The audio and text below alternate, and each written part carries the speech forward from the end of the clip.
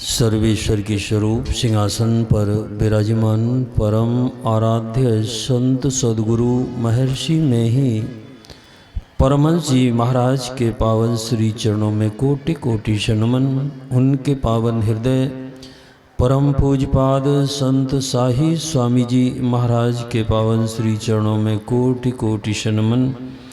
अपने निवास में विराजमान संत मत के प्रधान आचार्य परम पूज्यपाद ब्रह्म ऋषि चतुरानंद जी महाराज के पावन श्री चरणों में कोटि कोटि नमन। मंच पर विराजमान पूजनीय संतजन, वंदनीय सत्संग प्रेमी माताओं एवं बहनों, सभी को बार बार नमन और वंदन।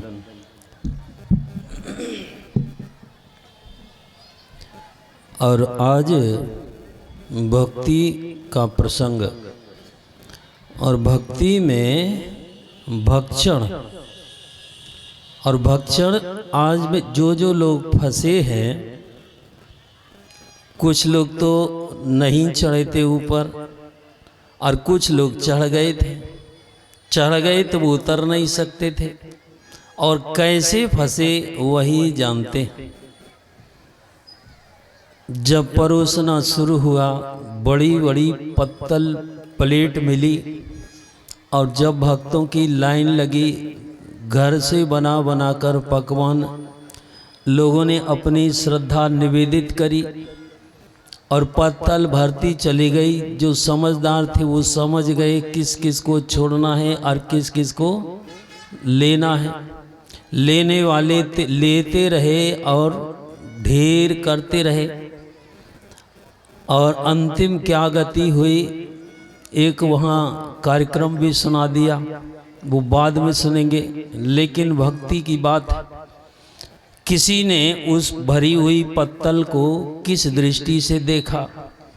किसी ने सोचा छोड़ने में भलाई है, किसी ने सोचा समेटने में भलाई है। जिसको जैसा समझ में आया उन्होंने वैसा प्रयोग वहाँ किया, और जो बच गए थे वो भी बड़े भाग्यशाली थे, जो फंस गए थे वे भी बड़े भाग्यशाली थे। और कोई कोई तो सोचता होगा अब खाई सो खाई आगे राम दुहाई, अब नहीं खाएंगे। जो हो गया सो हो गया।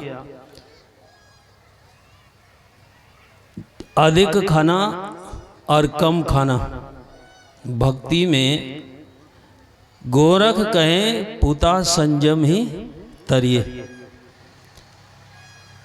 जिसके जीवन में संयम है वही भक्ति में कामयाब हो सकता है। पूज्यपाद बाबा पहले कहानी सुनाते थे। मथुरा में एक भंडारा हुआ, भरपूर सबको खिला दिया, सबको प्रसन्न कर दिया। और जब भोजन पूरा होने वाला था तो एक घोषणा कर दी, सबको 20-20 रुपया एक रसगुल्ला के साथ मिलेगा। लोगों ने सोचा थोड़ी सी जगह है और रख लेते हैं, कोई 2 रखा, कोई 4 रखा। फिर पूर्ण हो गया तो फिर घोषणा की गई कि 100 रुपया एक रसगुल्ला पर मिलेगा। लेने वालों ने फिर 2-1 और ले लिया। होते होते ऐसी परिस्थिति फंस गई कि 500 में भी एक रसगुल्ला खाने के लिए कोई तैयार नहीं था। एक इतना खा लिए, लौट कर लोग उनको उठाकर घर पर ले आए। अब तो हिलते जुलते नहीं थे। पत्नी ने कहा कि आपको जब पता ही था तो इतना क्यों खा लिए, आपको नहीं खाना, चलिए आप जब वैद्य और डॉक्टर के पास चलिए। डॉक्टर के पास ले गई। डॉक्टर ने कहा कि लो ये टैबलेट खा लेना और थोड़ी देर में हाजमा ठीक हो जाएगा। पत्नी ने वो गोली और गिलास पानी लेकर पति के सामने प्रस्तुत किया कि बस एक टैबलेट खा लीजिए और हाजमा ठीक हो जाएगा। और जैसे ही देखी गोली तो पति झुंझलाकर बोला, अरे मूर्ख, तुमको ये एक गोली की जगह होती तो मैं एक रसगुल्ला नहीं खा लेता, कम से कम 500 और मिलते। तो बड़ी सावधानी की काम है, सद्गुरु महाराज ने भी संकेत किया है। खान पान को प्रथम संवारो।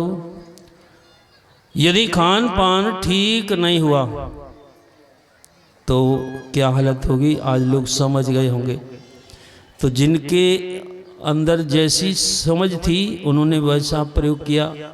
भगवान राम जब धनुष यज्ञ में पहुंचे तो लोगों ने तरह तरह की दृष्टि से उसको देखा। किसी ने योगिन तत्व रूप में भाषा, जो योगी लोग थे वो तत्व रूप में देखते थे, कोई काल रूप में, कोई किसी रूप में, कोई किसी रूप में। तो किसी ने इस भोजन में ऐसे प्रकार से सावधानी बरती, अन्न ब्रह्म है, इसको नष्ट नहीं करना है। और किसी ने सोचा कि पता होती तो उठाकर रख लेते, बाद में काम आता।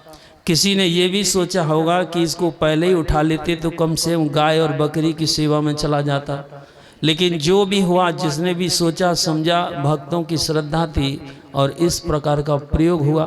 पुराने समय भी ऐसा होता होगा। पूज्यपाद बाबा शाही स्वामी जी महाराज एक बार पटना जा रहे थे मनियारपुर से, और संयोग से हम भी उनके साथ में थे। और भक्तों की मंडली, जिसमें मंडली में स्वामी अनुभवानंद जी महाराज और सभी शिष्य, और बाबा के मन में हो गया कि जो बिहुपुर के पास आश्रम पड़ता है, कौन आश्रम बोलते हो, नारायणपुर, बस वहाँ जो है ओमानंद जी महाराज फोन कर दिए, भक्तों को फोन कर दिया गया।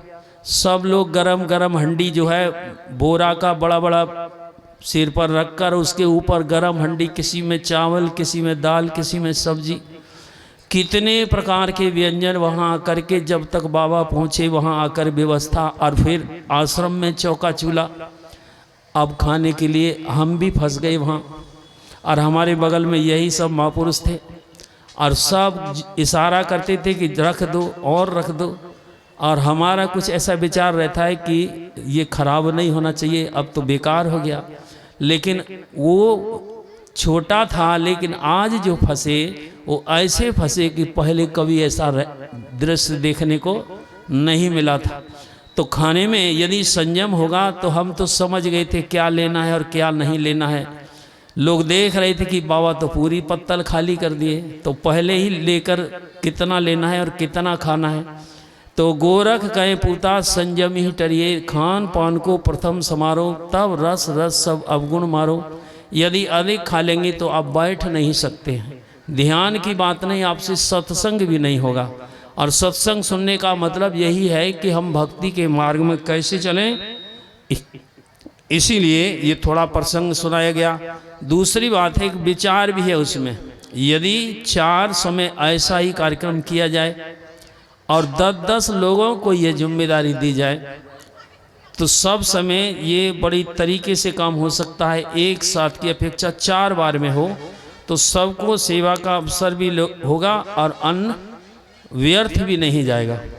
तो ये यदि तरीका ठीक लगे तो ऐसा प्रयोग करके देखना चाहिए। और आश्रम में भोजन की व्यवस्था अलग से रहे, जो कुछ घटे उसमें से आश्रम से चला करके सबकी श्रद्धा निवेदित हो। और एक नियम बना देना चाहिए, वही लोग इसमें भोजन ला कर देंगे जो ध्यान करते हों, सत्संग स्तुति प्रार्थना करते हों, और जो पवित्रता से घर में रोज भोजन बनाते हों और उसी प्रकार से भोजन बनाकर लाएं तो आपका भोजन देना सार्थक होगा। तो एकदम इस पर जो लोग बिल्कुल खरे उतरते हैं वही लोग अपना चाहे चटनी ला करके दें और चाहे कोई भी सामान ला करके दें, लेकिन जिनकी श्रद्धा दृढ़ हो ऐसे ही लोग जो सत्संग और ध्यान नियमित रूप से करते हों, विनयी लोगों का यहाँ प्रसाद जो है इस तरह से स्वीकार किया जाए तब वो अधिक लाभदायक होगा। अब दूसरी तरफ आइए भक्ति की बात। भक्ति की बात में कभी कभी आप सुनते होंगे सत्संग की बात, और सत्संग में 6 प्रकार के आने बताए गए।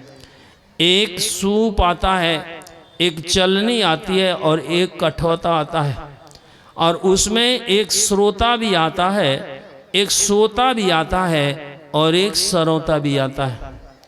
तो केवल अभी 2 ही चीज़ पर बात करेंगे क्योंकि समय नहीं है। एक तो चलनी और एक सूप। चलनी का काम क्या है? अभी एक पर्व पड़ा था, लोग दीपक जलाकर चलनी के सहारे देखते थे। क्या देखते थे ये तो देखने वाले ही लोग जानते होंगे, लेकिन सावधानी की जरूरत है। क्या देखना है और कैसे देखना है?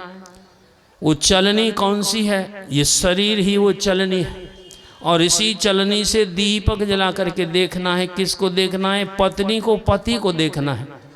पत्नी कौन है? जीवात्मा। और पति कौन है? परमात्मा। दीपक का सहारा और ये चलनी। चलनी का गुण सबसे पहला क्या होता है? वो सार सार को गिरा देती है और असार को पकड़ कर रखती है। ऐसे ही आप लोग भी सत्संग में आते हैं तो दुनिया की बातों को तो सीख लेते हैं और जो मतलब की बातें उनको छोड़ देते हैं। लेकिन ऐसा ही करते रहेंगे तो आपकी उचलनी में कभी परमात्मा का दर्शन नहीं होगा। तो चलनी का गुण क्या है? वो सार सार को गिरा देती है और असार को पकड़ लेती है। एक है सूप, और सूप का प्रयोग आप लोग अभी करके आए हैं। छठी मैया के सूप में आपने क्या क्या सामान रखे, क्यों रखे? अब तो बहुत कम समय है, लेकिन थोड़ी सी बात को समझ लेना। और उस सूप को लेकर आप कहाँ चले गए? आप घाट पर चले गए। और वो घाट किन्होंने बनाया था? युवा लोगों को आपने पढ़ा कर भेजा था। एक एक सीढ़ी को बिल्कुल ठीक कर देना।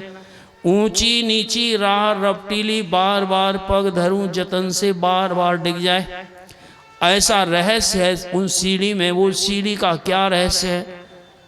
अखिल भारतीय महाधिवेशन प्रयाग में हुआ था। प्रयाग में सदगुरु महाराज भी थे और पूज्यपाद महाराज श्री भी थे, और अखिल भारतीय महासभा के आजीवन अध्यक्ष हुलास चंद्र रुंगटा जी भी थे। साथ में शिष्यों की मंडली, देवरा बाबा वहाँ निवास करते थे। सब लोग उनके दर्शन के लिए चले गए।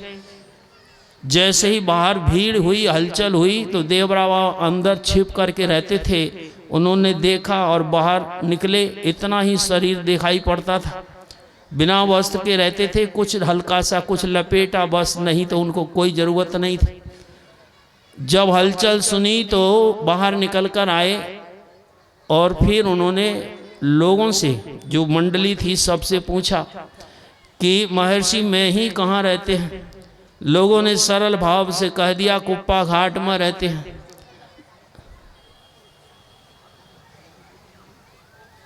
लोगों ने कहा कि कुप्पा घाट में रहते हैं। क्या हो गया वहां आगे? कुप्पा घाट में रहते हैं, लेकिन पूज्यपाद देवरा बाबा बोले कि नहीं, महर्षि में ही कुप्पा घाट नहीं, सुषमना घाट में रहते हैं। कहाँ रहते हैं गुरु महाराज? सुषमना घाट में। वो सुषमना घाट कहाँ? सदगुरु महाराज ने भी इसका वर्णन किया है। आप लोग भी रोज सत्संग में सुनते हैं, लेकिन वहाँ कैसे सीढ़ियाँ ठीक होनी चाहिए, वो ठीक कैसे होती हैं? आप समझ गए होंगे सत्संग की इशारा क्या है। और उसमें आपने जो जो सामान सूप में रखे हैं, और वो सूप क्या चीज़ है? सूप जैसे कान हाथी के पास है, लेकिन ये काम उस हाथी से नहीं होगा। कौन करेगा? आप जैसे कान जो सतर्क होंगे, जो कान सतर्क होंगे, वही इस सावधानी को सीख सकते हैं और वही कामयाब हो सकते हैं। उस सूप में आपने क्या क्या सामान रखा है? बस 2-3 सामान तो बहुत हो, लेकिन अब समय नहीं है। उसमें एक हल्दी होती है, और हल्दी का मतलब क्या होता है? सबसे पहले उसका पीला रंग होता है, और पीला रंग चेतावनी होती है। जब चौराहे पर आप जाते हैं तो पीली बत्ती को देखकर चलना चाहिए। पीली बत्ती है तो जरूर बिल्कुल एकदम सचेत हो जाइए, और जैसे ही लाल होती है तो रुक जाइए, और हरी होती है तो पार कर जाइए। ठीक है, ऐसे अध्यात्म का वो रहस्य है। लेकिन सिर पर ले तो जाते हैं, लेकिन कहाँ रखना है उसके गुण को? ये सूप अर्थात सार सार को गहे रहे, थोता दे उड़ाए। और सबसे बड़ी दवाई है, तरह तरह के रोगों में वो हल्दी काम आती है। कई दर्द, इसीलिए वो सब्जी में प्रयोग की जाती है, दूध के साथ प्रयोग की जाती है। अभी तो समय नहीं है, इसलिए जो है बहुत तरह की बात है। एक होता है सिंगाड़ा, जिसको पानी फल भी लोग कहते हैं। सिंगाड़ा इसलिए नाम है, उसके ऊपर 2 सींग अड़े हैं, और वो सींग जब तक अपने आप के अंदर हैं तो बगल वाले के अंदर वो सींग अर्थात आप कांटे चुबाते रहेंगे। ये सत्संग वाले आदमी जिन्हें उनको ये बात बिल्कुल सचेत हो जाना चाहिए। जब तक आप बाहरी आवरण यानी उस सींगों को नहीं तजेंगी तो भीतर से जो हृदय है वो नहीं निकलेगा। और वो कैसे रंग का है और कितना मीठा है वो उसका गुण है, और उसको आप अपने सूप में लेकर के जाते हैं। सब चीज़ पर अर्थ है, लेकिन अभी तो समय नहीं है। तो समय की बात होती है, एक एक गुणग्राही आप बनते हैं तब आप भक्ति को समझ सकेंगे। और सत्संग से यही काम होता है। और किसी ने गाया है, उठो री सहेली बुहार डारो अंगना। और यदि आंगन नहीं बुहारा तो परिणाम क्या होगा? कैसे आएंगे भगवान? तूने आंगन नहीं बुहारा, तूने आंगन नहीं बुहारा, कैसे आएंगे भगवान, कैसे आएंगे भगवान। यदि गुरु को अपने हृदय में देखना चाहते हैं तो जैसा गुरु ने कहा है वैसा बनिए। सत्संग नित और ध्यान नित रहिए करत संलग्न हो। व्यभिचार चोरी नशा हिंसा झूठ तजना चाहिए। श्री सद्गुरु महाराज की।